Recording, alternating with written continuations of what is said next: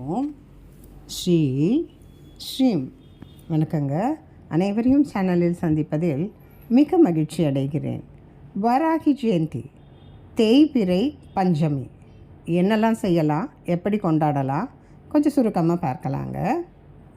வாராகி தேவி எதிரிகளை அழிக்கும், நமக்கு வெற்றிகள் தரும் ஒரு அற்புதமான தெய்வம். ரொம்ப அன்பானவள், ரொம்ப பாசமானவள்.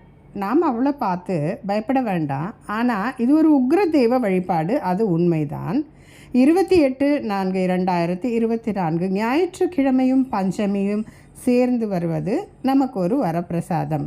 இந்த முறை பார்த்திங்கன்னா சில பண்டிகைகள்லாம் ரொம்ப அபூர்வமான ஒரு நாள், நட்சத்திரம், திதி, இது மாதிரியெல்லாம் சேர்ந்து வர்றது நமக்கு ரொம்ப நாளுக்கு ஒரு தடவை அந்த மாதிரியான ஒரு காம்பினேஷன் கிடைக்கும். அதை நாம் உபயோகப்படுத்திக்கலாம். வராகி தேவி யாருன்னு பார்த்தீங்கன்னா ஸ்ரீ லலிதாம்பிகையுடைய படை தளபதி. அரசன் அன்று கொள்வான், தெய்வம் நின்று கொள்ளும் அப்படின்னு ஒரு பழமொழி உண்டு. அந்த கதையெல்லாம் வாராகி கிட்ட கிடையவே கிடையாது. அந்த தப்பு அப்படின்னா உடனே தண்டனை கொடுக்கக்கூடிய ஒரு உக்ரமான தேவி தான் நம்மளுடைய வாராகி அம்மன். உக்ரமானவள், பயமானவள் அப்படின்னா நமக்கு இல்லை, நம்மளுடைய எதிரிகளுக்கு தான். அதனால தான் பார்த்தீங்கன்னா உங்களுக்கு ராஜராஜ சோழன் நம்மளுடைய தஞ்சை பெருவுடையார் கோயிலில் பார்த்தீங்கன்னா முதல் வழிபாட்டு தெய்வமாக விநாயகர் இல்லாமல் அங்கே வாராகி தான் இருப்பாங்க. அது ஒரு அற்புதமான சிறப்பு. அதை தவிர வாராகிக்குன்னு பிரத்யேகமாக ஒரு சில கோயில்கள் இருக்குது. அப்படி இல்லைன்னா நம்ம நிறைய சிவன் கோயில்கள்லையும் நம்ம அம்மன் எல்லை தெய்வ கோயிலெல்லாம் பார்த்திங்கன்னா சப்த கன்னியர், சப்த மாதர்கள்னு இருப்பாங்க. அதில் நாம் வாராகி தேவியை பார்த்து நாம் அப்படி கூட நாம் வாராகிக்கு வழிபாடு செய்யலாம். சரி, இந்த நாளை நாம் எப்படி ரொம்ப சிறப்பாகவும் எளிமையாகவும் கொண்டாடலான்னு பார்த்துக்கலாங்க. உங்களுக்கு வைராகி மடம் அப்படின்ற ஒரு வராகி மடமும் இருக்குது. அங்கே பார்த்திங்கன்னா நிறைய நிதமும் பூஜைகள், நித்திய பூஜைகள்லாம் உண்டு. பஞ்சமி அப்போ ரொம்ப சிறப்பாக நடக்கும். அதுவும் தேய்பிறை பஞ்சமி அப்படிங்கிற நேரத்தில் ரொம்ப சிறப்பான வழிபாடுகள் நடக்கும். முடிகிறவங்க அங்கெல்லாம் போய் நீங்கள் கலந்துக்கோங்க. முடியாதவங்க சாதாரண கோயிலில் இருக்க சப்தமாதர்களில் இருக்கிற வாராகி வழிபாடு நாம் செஞ்சாலே போதும். மஞ்சள் 21 விரலி மஞ்சள் வச்சு மாலை போடுறது அவளுக்கு ரொம்ப பிரீத்தியை கொடுக்கும். நம்ம நினைக்கிற விஷயத்தை வேண்டிக்கிட்டு அந்த மஞ்சள் மாலையை சார்த்துறது நமக்கு காரிய சித்திகளை கொடுக்கும் அப்படின்னு சொல்கிறாங்க. அது மட்டும் இல்லைங்க, உங்களுக்கு வாராகி தேவியை நாம் வீட்டிலேயே வழிபாடு பண்ணலாம். வீட்டில் எனக்கு படம் வச்சு எல்லாம் வழிபாடு பண்ணணுன்னா ரொம்ப பயமாக இருக்குது அப்படின்னு நிறைய பேர் நினைப்பாங்க.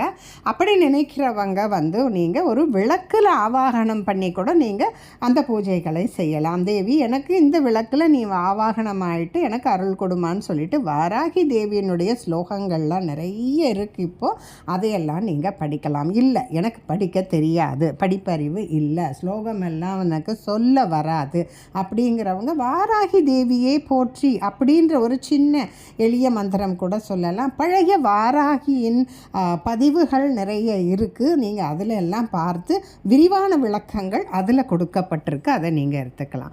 அன்றைக்கி நீங்கள் காலையில் நீராடி நீர் பூசி நம்ம குல வழக்கப்படி புடவையெல்லாம் அணிந்து வாசலில் மாக்கோலம் போட்டு காவியிடுறது ரொம்ப சிறப்பு. ஒரு முக்கியமான நாள்னால் கண்டிப்பாக மாக்கோலமும் காவியும் இட்டுக்கோங்க. வாசலில் மாவிளை கட்டுறீங்களா, அலங்காரம் எல்லாம் உங்களுடைய விருப்பம் தான். உங்களுக்கு தனி பூஜை ரூம் இருக்கா, இல்லை ஹால்லேயே ஒரு ஓரமாக வச்சுருக்கீங்களா, அது எங்கேயோ அந்த இடத்த சுத்தம் பண்ணி அங்கே ஒரு கோலம் போட்டு ஒரு இரட்டை தீபம், ஒன்று நெய் தீபம் இல்லையா நல்ல நெய் தீபம் போட்டுட்டு வாராகி அம்மனுக்கு பிடித்தமான மலர்கள் அப்படின்னு பார்த்தீங்கன்னா சிவப்பு நிற மலர்கள், இளஞ்சிவப்பு நிற மலர்கள், செம்பருத்தி பூ, செவ்வரளி பூ, இந்த மாதிரி பூக்கள் நீங்கள் யூஸ் பண்ணலாம். தாமரை பூ யூஸ் பண்ணிக்கலாம். சங்குப்பூவும் ஒரு விசேஷம். அது சிவப்பு இல்லை, ஆனாலும் அது விசேஷ பலன்களை தரக்கூடியது. அதே மாதிரி அவளுக்கு படைக்கக்கூடிய உணவுகள் அப்படின்னு பார்த்தீங்கன்னா நாம் சமைச்சு தான் படைக்கணும்னுலாம் கிடையாதுங்க. வாராகிக்கு பச்சையாக கூட நீங்கள் சக்கரவள்ளி கிழங்கு வகை உணவுகள், சக்கரவள்ளி, அப்புறம் உருளைக்கிழங்கு, பூமிக்கு கீழே இருக்கக்கூடிய அத்தனை கிழங்கு வகை உணவுகள் விசேஷம். அதில் பார்த்தீங்கன்னா இந்த சக்கரவள்ளி கிழங்கு நீங்கள் சமைக்காமல் கூட அம்பாளுக்கு நீங்கள் வச்சுட்டு அதுக்கப்புறம் கூட நீங்கள் அதை உபயோகிக்கப்படுத்திக்கலாம். இல்லையா, ஒரு பொட்டேட்டோ சிப்ஸு மாதிரி கூட நீங்கள் வாங்கி வைக்கலாம் சமைக்க முடியல அப்படிங்கிற பட்சத்தில். வேர்க்கடலை பருஃபி இந்த மாதிரி விஷயம். அம்பாளுக்கு ரொம்ப பிடிச்சது அப்படின்னு பார்த்தீங்கன்னா பானகம் ரொம்ப பிடிக்கும். அதுக்கப்புறம் பார்த்தீங்கன்னா மாதுளம்பழம் முத்துக்கள் இருக்கு இல்லையா, அதில் வச்சு நீங்கள் நெய்வேத்தியமாக வைக்கலாம். எவ்வளவு எளிமையான நெய்வேத்தியங்கள். முடிஞ்சவங்க தக்காளி சாதமும் செய்யலாம். சரி, இதையெல்லாம் செஞ்சு நாம் தீப தூப ஆராதனையெல்லாம் காட்டிட்டு நாம் என்ன முடியுமோ காக்கைக்கோ மற்ற அன்னதானங்களோ அவங்க வசதிக்கேற்ப நீங்கள் தான தர்மங்களை தாராளமாக செய்யலாம். இந்த பூஜைகளை செய்யும்போது நாம் சிகப்பு வண்ண உடைகளை அணிந்து கொண்டு பூஜை செய்வதால் நமக்கு பலன்கள் அதிகமாக கிடைக்கும். அந்த பலன்கள் நமக்கு மேம்படும் அப்படின்னு பெரியவங்க சொல்லியிருக்காங்க. தான தர்மங்கள் அவங்களுடைய விருப்பம் தாங்க. அந்த மாதிரி உங்களுக்கு நேரம் அப்படின்னு பார்த்தீங்கன்னா ஒரு ராவகால மகண்டம் இல்லாத நேரமாக பார்த்து நீங்கள் பூஜை செஞ்சுக்கலாம், தவறில்லை. பொதுவாகவே உங்களுக்கு வாராகி வழிபாடு ஒரு இரவு நேர வழிபாடு மாதிரி செய்கிறது ரொம்ப சிறப்பு. அதனால் மாலையில் ஒரு 7 மணி 8 மணிக்கு நீங்கள் 10 மணிக்கு கூட செஞ்சுக்கலாம். சில ஹோமங்கள்லாம் கூட அப்படி நடக்கும். ஆனால் நம்ம ஒரு 6 மணிக்கு மேலே விளக்கு வச்சதுக்கப்புறம் இந்த விஷயமெல்லாம் செய்யலாம். அப்போ தான் நம்ம கோயிலில் போய் யாராவது ஒரு 4 பேருக்கு கொடுக்கலாம். வாராகிக்குன்னு தனி சன்னதி உண்டான கோயில்களும் இப்போ நிறைய இருக்குது. உங்களுக்கு எங்கெல்லாம் இருக்குது எப்படியெல்லாம் இருக்குன்றதை பார்த்து உங்கள் சக்திக்கு ஏற்ற பக்தி செய்து வாராகியின் பரிபூரண அருளை பெற்று அனைவரும் வாழ்வாங்கு வாழ வேண்டும். எதிரிகளையும் ஏவல் பில்லி சூனியங்களையும் விரட்டும் நம் அன்னை வாராகியின் பரிபூரண அருள் அனைவருக்கும் கிடைக்கட்டும் என்று சொல்லி இந்த பதிவை இத்துடன் நிறைவு செய்கிறேன். மற்றொரு பதிவில் உங்களை சந்திக்கிறேன்.